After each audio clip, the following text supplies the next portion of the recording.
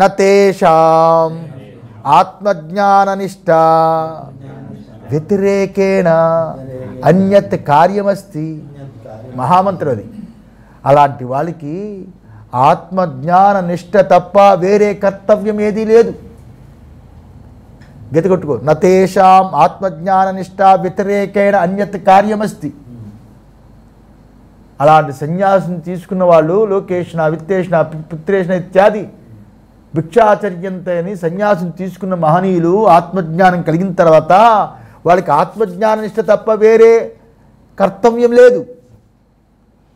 ఇది శృత్యర్థము మాత్రమే. కర్మిష్ఠులకి కర్మకర్తవ్యం, జ్ఞానులకి కాదు అని ఈ విధంగా శృతి అర్థం చెప్పింది. అదే కదా. ఇది గీతా తాత్పర్యం యొక్క భావం. అది గుర్తుంచుకోవాలి. ఆత్మజ్ఞానం కలిగిందా వాడు లోకేషణ విత్తేషణ పుత్రేషణ ఇత్యాదులు వదిలిపెడతాడు. ఎందువల్లంటే తన యందు అభిమానం పోయింది. నేను అని తన యందు నేను ఇట్టివాడిని, నేను పలానా ఆఫీసర్ని, పలానా ఇంటికి మొగుణ్ణి, నేను పలానా కులం వాడిని, నాకు ఎంతమంది పిల్లలు, నాకు ఒక గృహం ఉంది అని అన్నీ వదిలిపెట్టాడు. భిక్ష తీసుకోవడంటే మాట్లా ఎంత అభిమానం, ఎంత అభిమాన రాహిత్యుడైతేనే భిక్షను తీసుకుంటాడు. భవతీ భిక్షాందేహి అడగాలంటే ఎంత అభిమానం పోవాలి దేహేంద్రియాలు యందు మనస్సు యందు. పూర్తిగా వాడి అభిమానం పతనమైంది, వాడి మోహం తొలగిపోయింది. నష్టో మోహ, మోహం నష్టమైపోయింది.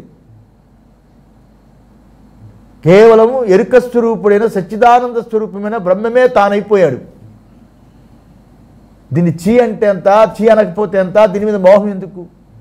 ఆ మోహాన్ని తొలగించుకోవడానికి శాస్త్రం ఏదైతే చెప్పిందో భిక్షాచర్యం చరంతని దాన్ని చేస్తున్నాడు.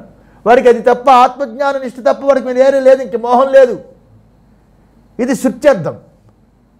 అందువల్ల ఇది ఎందుకు చెప్తున్నాడు భగవంతుడు ఇక్కడ? కర్మిష్ఠులకి ఎవరికైతే మోహం ఉంటుందో, ఎవరికైతే కర్తృత్వ బుద్ధి ఉంటుందో, ఎవడైతే నేను ఫలానా కుటుంబానికి యజమాని అభిమానం ఉంటుందో, తన స్టేటస్ నిలబెట్టుకోవాలని ఎవరికైతే తహతహ ఉంటుందో అలాంటి వాడికి కర్మిష్ఠుడి కర్తవ్యం కర్మ, జ్ఞానుడికి కాదు. ఇదే గీతాశాస్త్రం యొక్క తాత్పర్యం భావం. ఇచ్చేవం శృత్యర్థం ఇహ గీతాశాస్త్రే ప్రతిపాదీషితం ఆవిష్కుర్వన్ ఆహ భగవన్. ఈ విధంగా శృతి అర్థాన్ని ఇక్కడ ఈ భగవద్గీతా శాస్త్రమయందు ఆ తాత్పర్యాన్ని చూపించడానికే భగవంతుడు చెబుతున్నాడు అని భగవంతుడు చెప్తున్నాడు. అంటే జ్ఞాని యొక్క కర్మ బ్రహ్మమే ఉన్నది. అంతే తప్ప వాడికి బ్రహ్మము తప్ప బ్రహ్మ విచారణ తప్ప వేరే ఉండదు. సన్యాసి అయిన జ్ఞాని యొక్క జ్ఞానమే యజ్ఞం బడికి. అందువల్ల జ్ఞాని తన జ్ఞాన బలము చే జ్ఞాని యొక్క కర్మ బ్రహ్మమే అన్నాడు. ఏమిటే కర్మ చెప్తాడు నెక్స్ట్ శ్లోకం. జ్ఞాని తన జ్ఞాన బలము చేత నిత్యము నిష్క్రియమైన తన ఆత్మస్వరూపం ఎందు ఉంటాడు. 4వ అధ్యాయంలో 4వ బ్రాహ్మణంలో అద్భుతం వస్తుంది. జ్ఞాని లక్షణం అద్భుతం, చాలా బాగుంటుంది. అది అవ్వాలి సంవత్సరం అనుకుంటున్నా. అది అయితే ముగిస్తున్నట్టు. అటువంటి జ్ఞాని తన జ్ఞాన బలము చేత నిత్యము నిష్క్రియమైన తన ఆత్మస్వరూపం మీద ఉంటాడు. కనుక అతనికి కర్మ ఉన్నా లేకపోయినా ఇష్టానిష్టములు లేవు. అందువల్ల అతడు కృతకృత్యుడు. అతనికి పొందవలసింది కానీ విడవలవలసింది కానీ లేదు. అయినా కూడా అతడు బ్రహ్మచర్యాదుల్లో ఏదో ఒక ఆశ్రమంలో ఉంటాడు కదా. ఉపాధి బ్రహ్మచర్యాదుల్లో ఏదో ఒక ఆశ్రమంలో ఉంటాడు. ఉండి ఆయా ఆశ్రమాలకు తగిన కర్మలు లోక సంగ్రహార్థం చేస్తాడు. చేస్తూ ఇతరులకి కర్మలు చేస్తున్నట్లు కనబడినా కూడా అతను నిజంగా ఏ కర్మ చెయ్యనివాడే. ఎందుకంటే ఇతరుల దృష్టి మాత్రమే కర్మలు చేస్తున్నట్టే కనిపిస్తాడు. తన దృష్టిలో కర్మలు లేవు జ్ఞానికి. దానికి కారణమనే కర్మలు సర్వకర్మలు ఫలాలు కూడా లేవు. ఈ విధంగా సర్వకర్మ సన్యాసి అయిన పరమహంస పరివ్రాజకుడి యొక్క కర్మలు చేయకపోవడం వల్ల కలిగే దోషాలు ఏముంటాయి? ఆ మాత్రం వేదాంతం యొక్క తుంపర తగిలితేనే వాడు కర్మని యందు మోహం తగ్గిపోతుంది. ఇలా సర్వకర్మ సన్యాసి అయిన పరమహంస పరివ్రాజకుడైన కర్మలు చేయకపోవడం వల్ల కలిగే దోషాలు ఏముంటాయి? అతడి సర్వకర్మ అకర్మాదులు బ్రహ్మమే అయ్యున్నాయి. కర్మ అకర్మ అన్నీ కూడా బ్రహ్మమే అయ్యున్నాయి. అది చెప్తున్నాడు. యస్మాత్ పరతి ఏరేవ స్యాత్ ఆత్మతృప్తశ్చ మానవః ఆత్మన్యేవ చ సంతుష్టః తస్య కార్యం న విద్యతే. ఎవడు కేవలము ఆత్మయందే క్రీడిస్తూ ఉంటాడు, ఎవడు ఆత్మయందే తృప్తి పొందుతూ ఉంటాడు, ఎవడు ఆత్మయందే సంతోషపడుతూ ఉంటాడు, అటువంటి ఆత్మజ్ఞానికి చెయ్యదగినవలసింది ఏదీ లేదు అర్జున అన్నాడు. యస్మాత్ ఆత్మరతిరేవ స్యాత్, ఆత్మయందే క్రీడిస్తూ ఉంటాడు, రతి క్రీడిస్తూ ఉంటాడు. ఆత్మతృప్తశ్చ మానవః, ఆత్మయందే తృప్తి పొందుతూ ఉంటాడు. ఆత్మన్యేవ చ సంతుష్టః, ఆత్మయందే సంతోషపడుతూ ఉంటాడు. తస్య కార్యం న విద్యతే, అటువంటి ఆత్మజ్ఞానికి చెయ్యవలసిన పని ఏమీ లేదు. అది శ్లోకం 180 భాష్యం టాపిక్. యః తు సాంఖ్యః ఆత్మజ్ఞాననిష్టః ఆత్మరతిః ఆత్మన్యేవ రతిః న విషయేషు యస్య సః ఆత్మరతిరేవ స్యాత్ భవేత్. ఇక ఎవడైతే యాహతు అంటే ఎవడైతే, అంతే కదా, ఎవడైతే సాంఖ్యుడైన, సాంఖ్య ఆత్మజ్ఞాననిష్ట అన్నాడు, ఎవడైతే సాంఖ్యుడైన ఆత్మజ్ఞాననిష్ఠుడైన వాడు ఆత్మరతి అన్నాడు. ఆత్మరతి అంటే ఆత్మన్యేవ రతి, ఆత్మని ఏవ రతి, ఆత్మన్యేవ రతి, ఆత్మ విషయమందే రతి. నా విషయేషు యస్య సహ ఆత్మరతిరేవ స్యాత్ భవేత్. విషయాలయందు కాకుండా ఆత్మయందే రతి కలిగి ఎవడైతే ఉంటాడో అతడే ఆత్మరతుడై ఉంటాడు. జ్ఞాని ఆత్మరతుడు, అతని మనస్సు ఆత్మలోనే క్రీడిస్తూ ఉంటుంది. ఆత్మలోనే క్రీడిస్తూ అంటే అదొక సముద్రం లాంటి వస్తువా అంటే ఆత్మస్వరూపం, ఆత్మానుభవంలోనే తిరుగుతూ ఉంటుంది. సామాన్యుల మనసుల వలె విషయాల్లో తిరగదు. సామాన్యుడికి బయట విషయం లేకపోయినా, వాడికి కనిపించకపోయినా తట్టుకోలేడు కదా. ఏ విషయం, ఒక భార్య లేకపోయినా, తల్లి లేకపోయినా, పిల్లలు లేకపోయినా, కుటుంబం లేకపోయినా, ఏది లేకపోయినా ఊహించుకోలేడు. అదేంటండి పుణ్యక్షేత్రం ఒక్కడే వెళ్ళిపోయి అక్కడ ఏదో ఒక వారం రోజులు 9 రోజులు కాశీలో వాడు 9 రోజులు నిద్రపోయి వస్తున్నాడు కదా ఒంటరిగా అంటే అప్పుడైనా తిప్పుతూ ఉంటాడు కదా. పాత వాసనలు కొత్త వాసనలు ముడిపెట్టుకొని మనసులో తిరుగుతూనే ఉంటాయి కదా. విషయాల్లో తిరుగుతూనే ఉంటుంది, బాహ్యం కావచ్చు లేకపోతే అంతరం కావచ్చు. కానీ ఆత్మజ్ఞానికి ఆత్మయందే క్రీడిస్తూ ఉంటాడు, ఆత్మయందే వాడికి విషయం తిరుగుతూ ఉంటుంది. ఏది శ్రవణం చేశాడో అదే మననం, ఏది మననం చేశాడో దాని యందు నిష్ఠ అంటే దాని యందు నిధిధ్యాసన కలిగి ఉంటాడు. అటువంటి ఆత్మరతి అన్నాడు. ఇక్కడ చాందోగ్య భాష్యం 7:25-27 ఆత్మరతి అనే దానికి అక్కడ ఏం చెప్పాడంటే ఆ భాష్యంలో ఆత్మరతి ఆత్మని ఏవ రతి అన్నాడు శంకరాచార్య వారు. ఆత్మరతి అంటే తనయందే తాను రమించడం, ఆత్మ అంటే తాను కదా, తనయందే తాను రమించడం. రమణం యస్య సహా అయం ఆత్మరతి, తనయందే తాను రమించడం ఏదైతే అవుతుందో అతడే ఆత్మరతుడు. ఆత్మరతుడు తదా ఆత్మక్రీడ, తదా ఆత్మక్రీడ. అదేవిధంగా జ్ఞాని ఆత్మక్రీడు.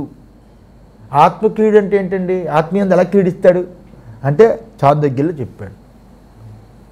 చాందోగ్యంలో చెప్పాడు, దేహమాత్ర సాధనారతి బాహ్య సాధన క్రీడ. రతి అంటే చెప్తున్నారు, రతి అంటే దేహము మాత్రమే సాధనంగా గల వినోదము ఏదైతుందో అది బాహ్య సాధన గలది, అది క్రీడ, దేహంతో క్రీడ. అది ఎలా ఉంటుందంటే లోకే స్త్రీభి నకిభి చ క్రీడతిథి దర్శనాత్.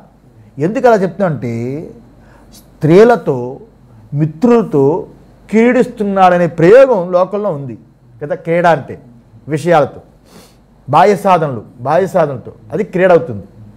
రతి అనేది బాహ్య సాధన లేకపోయినా అవుతుందని చెప్పాను కదా. ఇక్కడ క్రీడ అయితే బాహ్య సాధనలతో అవుతుంది, అది క్రీడ అందరికీ అని చెప్తున్నాడు. నా తదా విదుష, చాలా మంచి భాష అది. నా తదా విదుష, ఆత్మజ్ఞాని వినోదం అలా కాదు, ఆయన వినోదము ఆయన క్రీడ అలా కాదు. కిం తరిహి, మరి ఎలాగా అంటే ఆత్మజ్ఞాన వినిమిత్తమేవ ఉభయం భవతి ఇది అర్థ.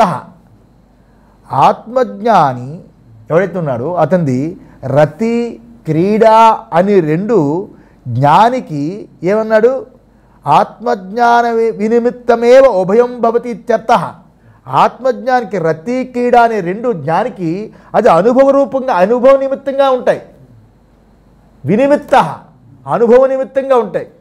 రతి క్రీడ అంటే అనుభవంలో రమిస్తూ ఉంటాడు, అనుభవంలో క్రీడిస్తూ ఉంటాడు. బాహ్యంగా క్రీడ బాహ్య సాధనలో ఉంటుంది. ఆత్మజ్ఞాని యొక్క క్రీడ అనుభవంలో క్రీడ ఉంటుంది, అనుభవంలో రమిస్తూ ఉంటాడు. గురుగారు అంతేనా? అనుభవంలో రమిస్తూ ఉంటాడు. ఆత్మతృప్తశ్చ, మరియు ఇతను ఆత్మతృప్తుడు. యస్మాత్మరతిరేవ స్యాత్ అయింది. ఆత్మతృప్తశ్చ మానవ అనే దానికి ఆత్మతృప్తశ్చ ఆత్మనైవ తృప్త నా అన్నరసాదీన. అతను ఆత్మతృప్తుడు. ఆత్మతృప్తుడు అంటే ఆత్మనైవ తృప్త, అంటే ఆత్మని ఏవ తృప్త, ఆత్మచేతనే తృప్తి అయినవాడు. అంతేగాని నా అన్నరసాధికముల చేత కాదు. అతడు ఆత్మతృప్తుడై ఉంటాడు. ఆత్మతృప్తుడై ఉంటాడు. అంతేగాని అజ్ఞానులాగా అన్నరసాదులు అంటే ఆహారము మొదలైన వాటితో తృప్తి కాడువాడు అని. దానికి తైత్రీయం 2:7 చెప్పబడింది, 7వ భాష్యం. ఏమని? రసోవై సహ వస్తుంది కదా, మీరు చెప్పుకున్నారు. ఆ రసోవై సహ అన్నప్పుడు జ్ఞాని లక్ష్యం చెప్పాలి కదా వివరంగా. రసోవై సహ అని చెప్పినప్పుడు అది నిశ్చయంగా రసమే, నిజంగా రసమే అని అర్థం. వై అంటే నిశ్చయం లేకపోతే నిజంగా, అది రసమే. రసం అంటే ఏమిటి చెప్పాడు అక్కడ. రసోనామ తృప్తిహేతు అన్నాడు. ఆత్మతృప్తశ్చ మానవ చెప్పారు కదా. రసోనామ తృప్తిహేతు. రసం అంటే గురుగారు తృప్తికి కారణము అన్నాడు. తృప్తికి కారణం అంటే తృప్తి అనమాట. రసం అంటే తృప్తి కదా, తృప్తి కలిగితే కదా చొంగ కారుతుంది. కనుక ఆనందకరో మధుర ఆమ్లాది ప్రసిద్ధో లోకే. మధురము ఆమ్లము ఇత్యాదులు తృప్తిని ఆనందాన్ని కలిగించే పదార్థం లోకంలో ప్రసిద్ధం. రసమేవహి అయం లబ్ధ్వా ప్రాప్య ఆనందీ సుఖీ భవతి.